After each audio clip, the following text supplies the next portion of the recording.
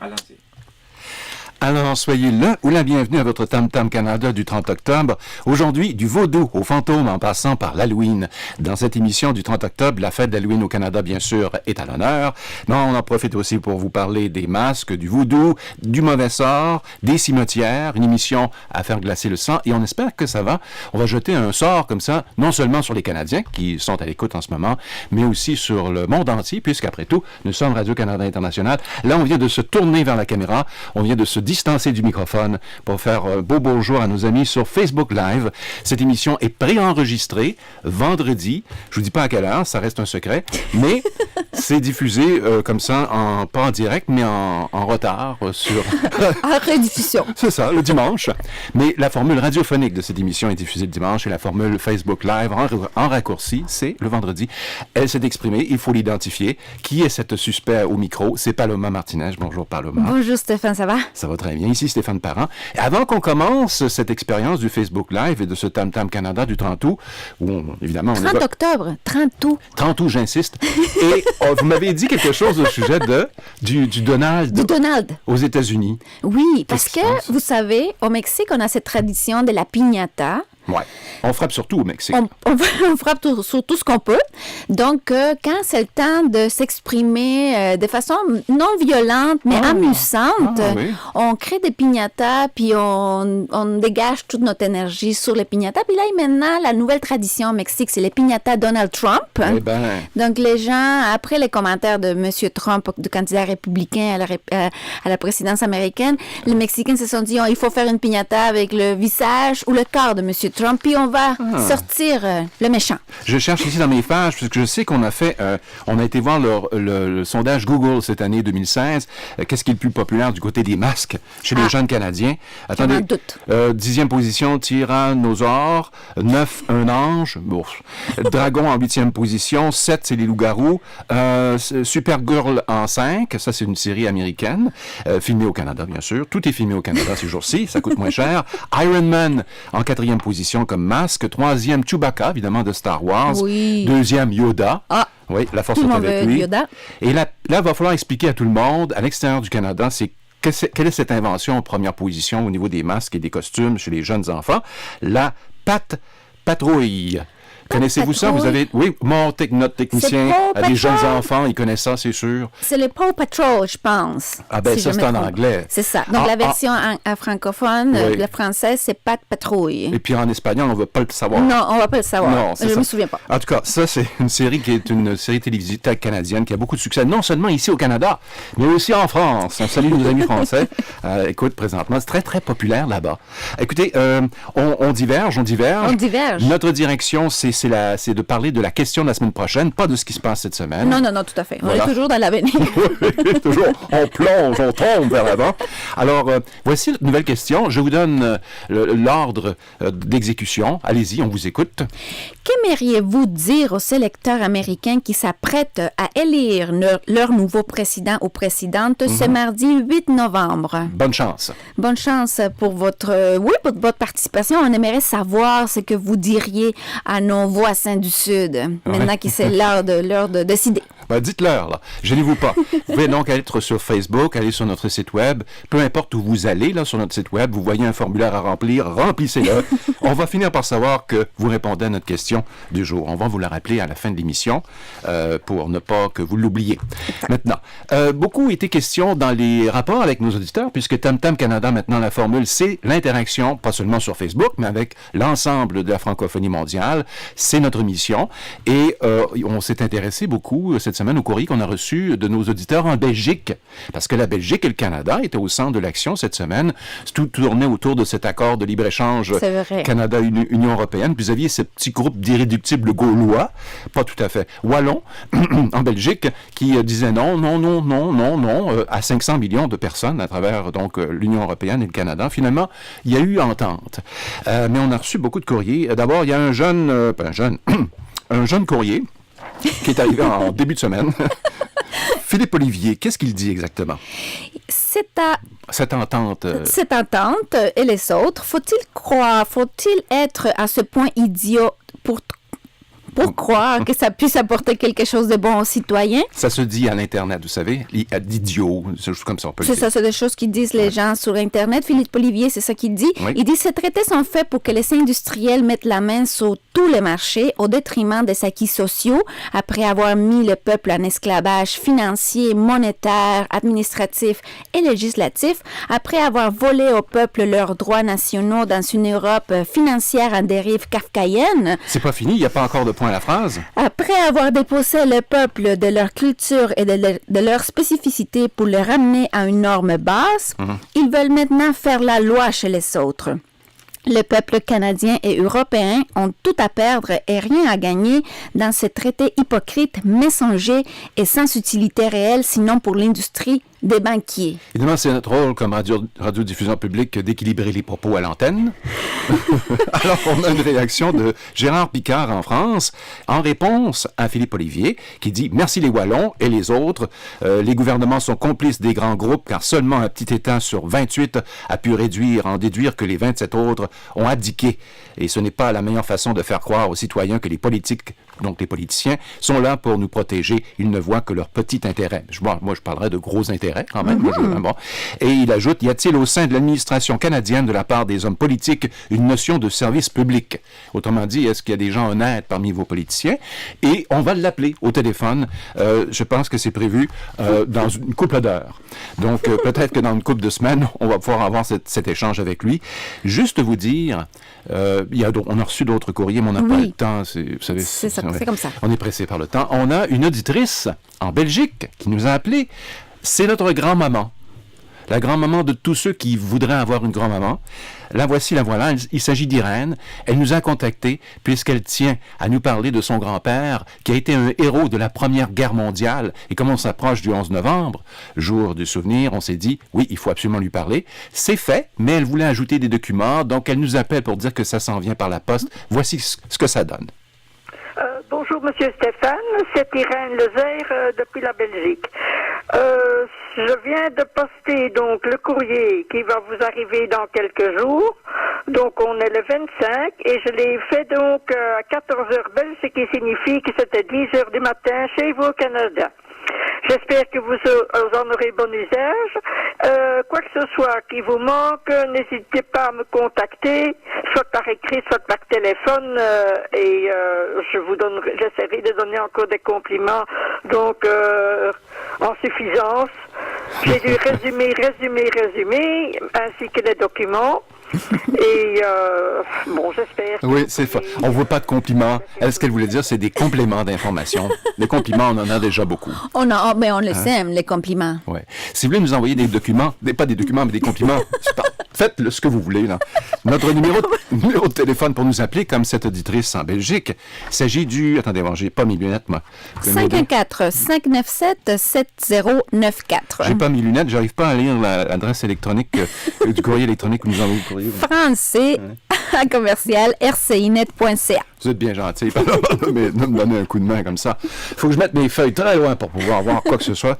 Alors, je ne suis pas capable de suivre notre plan de match aujourd'hui. Mais je sais que notre plan de match inclut de parler d'un coup de cœur que vous avez eu cette semaine, d'une jeune femme qui s'exprime en anglais. Et vous avez parlé à cette femme-là, vous avez fait la traduction de ce qu'elle avait à dire et vous avez été touché par son témoignage. J'étais touchée par son témoignage. Elle s'appelle Roya Shams. Roya est arrivée au Canada il y a 6 ans à peu près. Et puis, elle est partie de son pays natal, l'Afghanistan, dans ce moment très difficile pour elle parce qu'elle venait de perdre son père qui a été assassiné par les talibans. Et il était policier, mais il défendait beaucoup les droits des femmes. Donc, et puis il défendait les droits de ses filles à s'éduquer. Donc, Roya, elle s'éduquait, puis elle donnait aussi des cours d'anglais et d'écriture et de lecture aux femmes âgées. Donc, Roya a dû partir de son pays rapidement et elle est arrivée au Canada. Est-ce qu'elle est arrivée ici comme réfugiée? Oui, mais elle a été aidée par un journaliste du Globe and Mail qui avait fait un reportage sur elle et sur son père en Afghanistan avant qu'elle vienne ici. Bravo. Donc, ça a été intéressant parce qu'elle est venue faire des études, finir ses études secondaires, puis ensuite, elle est maintenant étudiante à l'Université d'Ottawa. Elle a un point de vue très joyeux. Oui. Elle aime la vie, elle aime sa vie maintenant, elle a beaucoup de travail à faire. On l'écoute pendant quelques instants. Si vous voulez entendre l'intégrale de cette entrevue, Carrie Paloma, vous allez bien sûr sur la page Tam Tam Canada. C'est inscrit sous un hyperlien. On écoute. From the time I came to Canada, I had enormous support from Je vois la vie d'une façon très optimiste. Depuis que je suis ici au Canada, j'ai reçu un grand appui de la part de beaucoup de monde. Je ne remercierai jamais assez la gentillesse de ces étrangers envers moi. Aujourd'hui, ces personnes sont devenues ma famille parce qu'elles ont rendu possible ma vie ici. C'était difficile lorsque je suis arrivée au Canada car c'était en plein hiver et parce que je ne savais rien de la culture canadienne, ni du climat, ni des gens.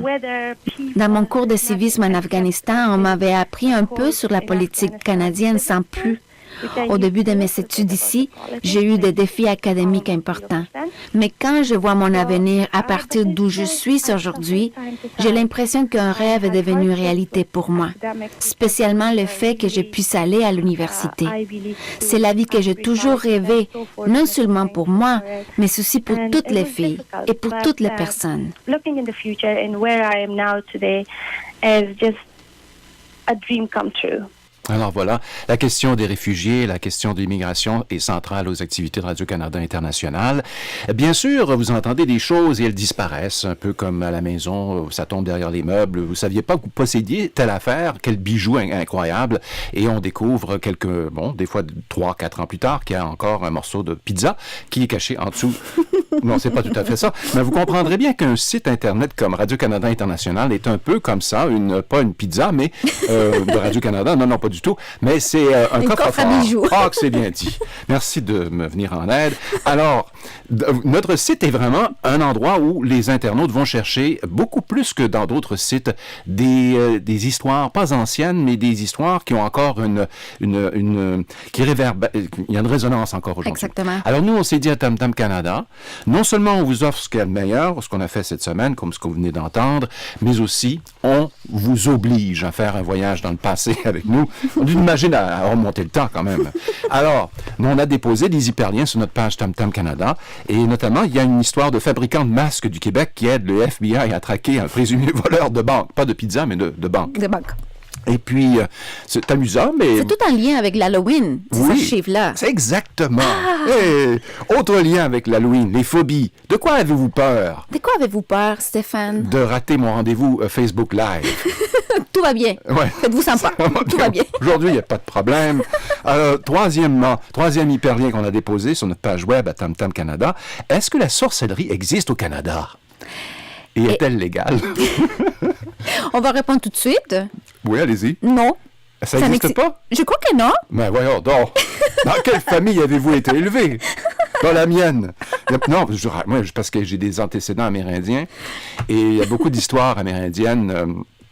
Il y a beaucoup de drôles d'histoires amérindiennes où il y a beaucoup d'esprits, si on veut. Mais il y a des chamans. Exactement. Donc, alors, vous dites non. Mais c'est peut-être oui. Oui, c'est donc, peut-être c'est pour oui. ça qu'on met les hyperliens pour que les gens puissent aller voir ça. Donc, cherchez sorcellerie sur rcinet.ca et puis vous allez tomber sur cette belle histoire. Voilà, mais on va vous conseiller une chose. Ne faites pas une petite annonce dans les journaux en disant « Expert en sorcellerie, écrivez-moi ». Non. C'est considéré comme étant illégal. Vous ne pouvez pas prétendre être un sorcier, puisque d'après la loi, ça n'existe pas. Mais voici un extrait concernant une entrevue qu'on a fait avec un auditeur. Les auditeurs qui jouent un rôle central dans nos émissions. Récemment, il y a quelque temps, il s'agit de Kwasi Unza. Et qui, lui, nous parle de la réalité de la sorcellerie en Afrique. Il a été témoin de certaines choses. Il habite le Togo. Spécialement chez nous en Afrique, je crois que ça a pris une envergure vraiment que l'humanité n'a jamais connue, quoi, voilà. Dans le passé, c'était un groupe donné qui pratiquait cela. Les chamans, dans nos villages, on en trouve. Et dans les villes, c'est rare de voir des gens qui font ça. Aujourd'hui, c'est mêlé à la magie noire surtout. Et voilà. Donc, il y a de petits groupes qui se créent. Les jeunes sont là, ils sont désœuvrés, ils n'ont pas de boulot, il n'y a pas d'emploi. Et ceux qui s'efforcent même de trouver des emplois, ils sont obligés d'appartenir à des petits groupes. Donc, on doit leur faire des initiations, par exemple. Et ils doivent recevoir ce qu'on appelle, au cours de ces initiations, ils prononcent des paroles sans s'en rendre compte. Et du coup, ils deviennent vraiment des adeptes. Et c'est triste et honteux parce que c'est des énergies. Et je suis né d'un père chaman et mon feu père était féticheur, était un guérisseur traditionnel. Donc, du coup, moi, j'ai reçu des choses innées. Ce qui fait que je vois des gens, tu viens au boulot le matin, tu vois des poudres noires devant la capote. Des pots de quoi? Des poudres noires, de couleur noire. Poudre de couleur noire, d'accord. C'est fabriqué localement avec mélangé avec des animaux. Et, par exemple, on peut prendre le cœur d'un tigre, la tête d'un lézard, des chinchas. On mélange pas mal de choses avec des herbes que l'on cherche dans la forêt et qu'on essaie de travailler, de cuire, jusqu'à ce qu'ils deviennent des poudres. C'est-à-dire, on essaie de mettre ça dans une grande bassine ou dans un grand canari. Oui. Et voilà. Donc, on transforme ça pour que ça devienne poudre. Et on répand ça? Oui, on les prend. C'est de la même manière qu'on guérit. C'est pas des tisanes. C'est de la même manière qu'on fabrique les tisanes. D'accord. Donc, maintenant, qu'est-ce qui se passe? Des gens mal intentionnés font autre chose avec. Dans le temps, c'était pour des guérisons. C'était pour sauver la famille. Par exemple, notre papa, de son vivant, il faisait ça pour sauver la famille. Moi, mon papa, je me rappelle, j'étais venu il y a un lézard avec 2 queues qui s'est jeté sur ma tête d'un arbre et je m'amusais pendant la récréation. Un lézard. Un lézard avec la tête rouge, mais il avait 2 queues. Ah, 2 queues. 2 queues. Et du coup, j'avais le vertige, je ne me sentais plus bien, et je ne pouvais plus suivre les cours. Et rapidement, j'ai couru à la maison, mon papa était là. Il a tenu ma tête, il a prononcé des paroles incantatoires et je crois que j'ai été guéri sur le champ. Et aujourd'hui, qu'est-ce qui se passe? Même des gens lettrés utilisent ces genres d'énergie pour faire du mal à leurs proches. Je prends un autre exemple d'un collègue qui a commencé par travailler dans une grande banque de la place et il a fait seulement 6 mois, il est décédé. Je crois qu'il a été envoûté. L'envoûtement aujourd'hui en Afrique, je crois que ça devient sérieux. Des fois, c'est le matin, tu te douches, on appelle ton nom et autour d'un vaudou ou bien d'un totem. On évoque ton nom et on commence par prononcer des paroles incantatoires. Ou bien on tient un chat à la main et on coupe, disons, la gorge et le sang est versé sur le totem et on prononce ton nom pour prendre ton âme. Si tu n'es pas spirituellement, disons, assez fort pour pouvoir faire face à ce genre de choses, tu tombes dans la salle de toilette ou bien dans la douche et c'est fini. C'est fini pour toi. Et là, mais c'est pas fini.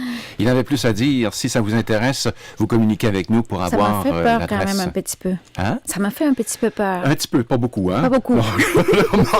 J'ai remarqué. Mais là, peut-être que la prochaine histoire qui se trouve sur notre site, sur notre page web Tam Tam Canada, va vous épeurer davantage, parce que ça se passe au Canada, pas dans le lointain continent africain, mais à Ottawa, la capitale canadienne. D'ailleurs, ça se passait, parce qu'on est dans une machine à remonter dans le temps, ça se passait il y a plusieurs mois, il y a l'an dernier. Un homme qui s'appelle Mauro Peresini, conservateur de l'exposition du sud-ouest de l'Europe et de l'Amérique latine au Musée canadien des civilisations à Ottawa, un de nos grands musées ici au Canada, et Boris Chassagne, l'adjoint, un de nos collègues, et pour parler des 400 objets voodooesques qui s'y trouvaient, empruntés à une collection d'une experte en voodoo, une histoire qui se raconte au final en 3000 objets et en à peu près 1 minute 30. Donc 90 secondes. Voici. Il y a des poupées dans le vaudou qui sont souvent accrochées, suspendues à des arbres et qui servent souvent à envoyer des messages aux esprits des défunts, aux ancêtres. Mais les vaudouisants vont toujours vous dire que normalement le vaudou n'est pas là pour faire du mal aux gens. Il est là pour soigner, protéger, les aider à surmonter des épreuves. Et que s'il y a des gens qui peuvent utiliser, des prêtres ou des prêtresses, qui peuvent utiliser les pouvoirs du vaudou pour faire du mal à quelqu'un, alors il faut les considérer comme des charlatans, comme des gens qui détournent le vaudou de son véritable objectif. Et tout de suite après, ils vont ajouter que de toute façon, cela se retrouve trouve dans beaucoup d'autres spiritualités. C'est pas que dans le vaudou qu'on trouve ce genre de personnes mal intentionnées. Si je comprends bien, il faudrait peut-être écrire à Sean Connery pour lui dire que le réalisateur avait tout faux concernant la cérémonie vaudouesque à laquelle il prenait part dans son James Bond. Tout à fait. Tout à fait. Ça, on détruit ce mythe complètement. D'ailleurs, les commentaires qu'ont les visiteurs depuis l'ouverture de l'expo là, en novembre dernier nous réjouissent parce que la plupart du temps, les gens nous écrivent qu'ils étaient arrivés à l'exposition avec des idées floues sur le vaudou, puisées dans les films, dans des ouvrages populaires, choses comme ça. Oui, surtout. Et que après la visite, ils se rendaient compte que le vaudou était vraiment une spiritualité avec une vision du monde profonde, riche, etc. Oui. Et ça nous réjouit tout à fait. Alors, l'histoire s'appelle « Les rites funéraires s'adaptent au changement de la société québécoise ». Vous allez trouver ça sur notre page web à Tam Tam Canada cette semaine. Puis, évidemment, parce que je pense que quand vous étiez à l'école, vous étiez une élève pas tellement attentive parce qu'elle n'écoutait pas l'entrevue. Elle me parlait de comment ça se passe dans son monde. Elle vient de l'origine. Elle vient du Mexique. Vous me disiez que ça se passe aussi au Canada. On va célébrer les morts avant donc le 11 novembre ici au Canada. Ça se passe dans quelques jours à peine. Exactement. C'est aujourd'hui même, si on nous écoute à travers notre site web, c'est le 30 octobre, il y a une grande fête des morts ici à Montréal. C'est la fête organisée par plusieurs artistes mexicains qui sont établis ici depuis très longtemps. C'est une fête où il y aura de la musique, du théâtre, plein de couleurs. Puis on va raconter un peu l'histoire et le respect qu'ont les Mexicains pour la mort, qui ne les voient pas comme quelque chose de horrible, ténébreux ou sombre, mais plutôt comme quelque chose de beau et c'est une fête en fait. C'est une fête. C'est la fête de mort. Je vais vous dire quoi. On va célébrer ensemble. On va faire une pause radiophonique. Attention les amis, sur Internet, c'est une pause radiophonique. Ça n'a rien à voir avec l'Internet. Nous, on continue ensemble, mais pour la radio, on fait une pause musicale en l'honneur de la fête des morts, telle que racontée par Paloma Martinez. Alors, une autre histoire à faire peur. J'ai trouvé ça cette fin de semaine. Je travaille pas les fins de semaine, mais j'écoutais... On écoute. J'écoutais des affaires. On continue un petit peu de travailler. Des fois. On regarde. On veut pas l'admettre parce que c'est pas bon pour la santé. Mais alors, j'ai trouvé ça... C'est un CD que Radio-Canada International a produit probablement il y a 4 ou 5 ans, peut-être plus que ça, 6 ans, 7 ans. Très, très bien fait, avec 12 contes, pas amérindiens nécessairement, mais 12 contes et légendes du Canada. Et il y en a une concernant une histoire de fantôme qui se passe dans une érablière au Canada au printemps, lorsqu'on fait donc la collecte de la sève d'érable ou de l'eau d'érable pour la bouillir dans des petites cabanes comme ça au milieu de la forêt. La nuit, et qu'on est seul dans la cabane. Je vais vous faire entendre ça. Puis si vous voulez avoir la suite, les 11 autres contes, c'est disponible au modique somme de 119,95 $. Non, pendant les prochaines semaines, j'espère qu'on pourra revenir sur cette affaire. On n'en a pas de CD, ça n'existe plus, on n'a que celui-là. Voici donc une histoire de fantôme dans une érablière.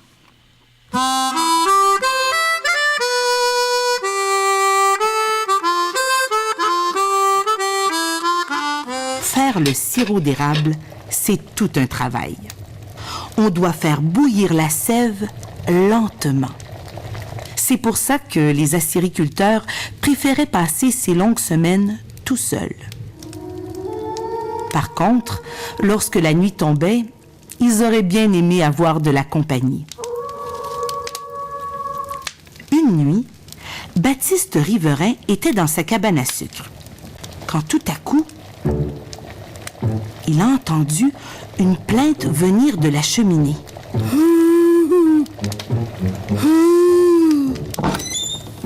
Il sort dehors, mais il ne voit aucune trace dans la neige autour de la cabane à sucre. Quand il rentre, il entend une autre fois la plainte. Tout de suite après, la plainte se transforme en cri accompagné d'un grattement dans la cheminée. Baptiste se sauve en laissant son sirop bouillir tout seul. Il traverse tout le bois et rentre chez lui. Il passe toute la nuit dans sa maison. Il faut dire que notre Baptiste n'avait pas la conscience très tranquille. Son voisin, Philémon Gamache, lui avait prêté de l'argent. Mais comme il était mort pendant l'hiver, Baptiste pensait qu'il ne devait plus rien à personne. Le lendemain matin, avant de remonter à sa cabane à sucre, Baptiste fait un petit détour chez la veuve Gamache pour payer sa dette. De retour à la cabane à sucre, Baptiste rallume le feu et recommence à faire son sirop. À partir de ce jour-là, il n'a plus entendu aucun bruit. Il est resté dans sa cabane pendant tout le temps des sucres. Puis, quand la sève a arrêté de couler des érables, il a fait le ménage et a entassé les bidons de sirop dans sa charrette. Juste avant de partir, quand le feu a été complètement éteint, il a démonté le tuyau de la cheminée. Et savez-vous ce qu'il a trouvé dans le tuyau? Un gros hibou mort.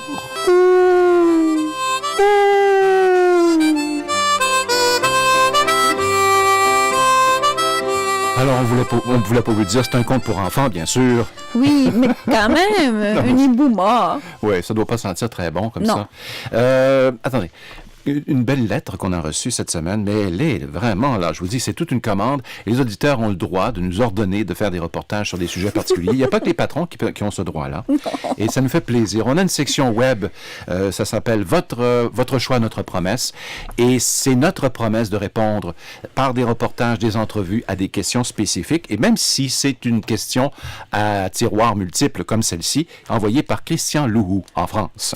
Il dit « J'ai écouté l'émission Tam Tam Canada du 23 octobre et le sujet sur la détention des immigrants illégaux au Canada. Pour ce fait, j'ai quelques questions à poser. Écoutez bien, Stéphane. Quel est le taux d'octroi aujourd'hui du statut de réfugié au Canada pour les demandeurs d'asile? Est-ce qu'en matière d'octroi du statut de réfugié, le Canada reste-t-il parmi les bons élèves et généreux pays au niveau des pays développés? Le Canada accueille combien de réfugiés par an sur son sol? Le Canada est-il aussi généreux que la France, les États-Unis, le Royaume-Uni, l'Australie ou la Nouvelle-Zélande en ce qui concerne l'octroi du statut du réfugié? Je ne voudrais pas commencer à répondre à ça, on n'en finira plus, mais on va le faire bientôt. On va le faire, oui. On a préparé quelque chose, d'autant plus qu'au mois de novembre, le gouvernement canadien va annoncer sa nouvelle cible pour l'immigration au Canada. On devra avoir plus de données aussi concernant le dossier des réfugiés, de l'accueil des réfugiés au pays. Donc, une bonne occasion pour nous de faire un arrêt en gare et de répondre à des questions. Ouais. Comment faire pour obtenir un emploi de chauffeur routier au Canada? Une question envoyée par Amidou Dembélé, qui habite en Côte d'Ivoire, à Grand-Bassam. Et ça, on adore ça quand vous précisez d'où vous écrivez, parce que vous savez, l'Internet, c'est tellement impersonnel. Mais au moins, là, quand on a on vous connaît un peu plus, on sait que on peut diriger la question de telle façon, ou la réponse de telle façon, parce que véritablement, lui, il voudrait trouver un emploi dans ce domaine. Il faut rappeler que l'emploi de camionneur est le plus populaire au Canada. C'est celui qui emploie le plus de personnes. Ça tourne autour des 3% de la population active canadienne qui est chauffeuse de camions. Je ne le savais pas. Ben, moi non plus. C'est quand même très intéressant. On a déjà commencé à faire un peu la recherche, voyez-vous. Maintenant, notre meilleur de la semaine en 150 secondes. Le voici, le voilà. C'est... Là-dedans, vous allez retrouver quelque chose sur lequel Paloma a travaillé. On a 3 reportages, c'est le meilleur de la semaine. Et voyons voir si vous allez deviner le sujet sur lequel Paloma a travaillé cette semaine. Voici, on écoute tous. Radio-Canada International vous présente en 150 secondes notre meilleur de la semaine. D'abord, voler aux Autochtones leurs symboles et s'approprier leur culture. À quel moment la récupération commerciale des symboles traditionnels des arts visuels autochtones se transforme-t-elle en exploitation insensible, insultante? S'il vous plaît, respectez-nous. Rachel Coy est directrice des communications à l'Université des Premières Nations du Canada, en Saskatchewan. Un coiffe amérindien, donc on appelle ça aussi a war bonnet en anglais, le coiffe de guerre, avec des belles plumes d'aigle. On sait que pour nous, les aigles, c'est des oiseaux sacrés. Et puis, pour mériter une plume d'aigle, il y a tout un... Mais imaginez-vous donc, si un coiffe amérindien, un coiffe à bonnet de guerre, c'est avec combien de plumes? Donc, c'est toute une grande reconnaissance d'une personne. Si on voit n'importe qui porter c'est ça. On perd toute cette... on ignore le contexte de l'historique, on ignore... On est en train de perpétuer des stéréotypes. Puis, si tout se déroule comme prévu, le jeune Québécois Lance Stroll fera son entrée dans l'écurie Williams pour la saison 2017 de la Formule 1. Le journaliste sportif Philippe Crépeau suit ce jeune pilote depuis les tout débuts. Il a gagné des championnats de karting dès 2008. Il avait 10 ans. Il a gagné le championnat du Québec, il a gagné le championnat canadien. Donc, il a fait ses classes, il a fait ses gammes au Québec. Il a en effet gagné en karting, championnat du Québec, championnat du Canada. Ça lui a permis de partir en Italie, faire du karting, participer au championnat du monde de karting, qui est chaque année en Italie. Il a terminé 5e du championnat du monde de karting en 2012. Ça lui a ouvert les portes. Enfin, être adolescent au Canada, où l'on compte près de 2,5 millions de jeunes âgés de 13 à 19 ans. Ces jeunes ont des choses à apprendre aux autres, adolescents et adultes du monde entier, à commencer par la langue de l'amitié. Vous aurez deviné que cette vidéo s'adresse surtout aux Français, en espérant que ça puisse vous être utile pour comprendre vos chers amis les Québécois. Ça a l'air que les Québécois mettent plein de tu inutiles dans leurs phrases.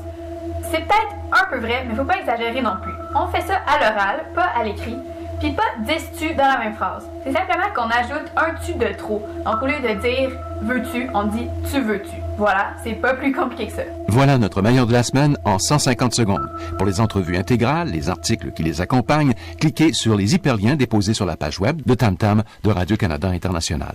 Alors, si tu veux avoir le détail de ces entrevues... j'aimerais... J'ai la misère à dire deux tu, moi. Ça va me tuer, ça. Alors, je vous signale que vous avez la vidéo sur notre page web. Là. Ce que vous venez d'entendre, c'est en vidéo. Imaginez. Et vous avez donc c'est comme aller au restaurant, c'est la carte. Je veux manger à la carte aujourd'hui, je veux que ça soit cher. Qu'est-ce que je vais mettre dans mon assiette? Et là, vous pouvez choisir ce que vous voulez en cliquant. Pige là-dedans. Vous pigez là-dedans. Donc, vous avez deviné le sujet de Paloma cette semaine? Elle répondait à une question d'un auditeur sur... l'adolescence au Canada. Qu'est-ce que c'est qu'être un adolescent au Canada? Comme j'en suis plus éloigné probablement que vous, je suis content que vous ayez répondu à la question. C'est rare que j'avoue que j'ai pris de l'âge, c'est très rare. Hein. Profitez-en pendant que ça passe. Merci Stéphane. Seulement sur le web. À la radio, c'est une toute autre histoire. Maintenant, on termine par le meilleur. J'allais dire votre reportage, pas tout à fait le cas. Nouvelle question de la semaine. Merci quand même. Ben oui. Alors, voici notre question de la semaine prochaine. S'il vous plaît, là, je vais me tourner vers les gens sur le Facebook. S'il vous plaît. Pouvez-vous répondre à cette jolie question parce que tout le monde va vouloir y répondre. Vous pourriez le faire avant tous les autres si vous vous mettez en action maintenant. Voici la question. Qu'aimeriez-vous dire aux électeurs américains qui s'apprêtent à élire leur nouveau président ou présidente ce mardi 8 novembre?